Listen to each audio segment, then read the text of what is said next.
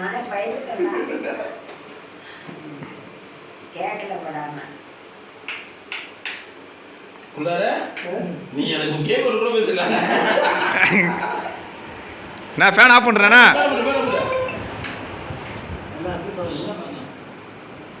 எனக்கு வேலை நான் பூச்சி எடுத்துடணும்.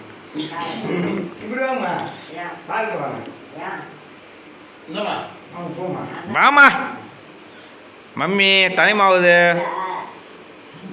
மம்மி, டைம் ஆகுது.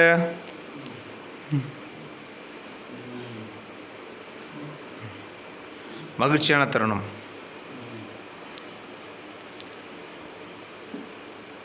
கொண்டாடுறதே இல்லடா. இதான் ஃபர்ஸ்ட் வண்டி. வேணாம்னு சொல்லக்கூடாதுன்னு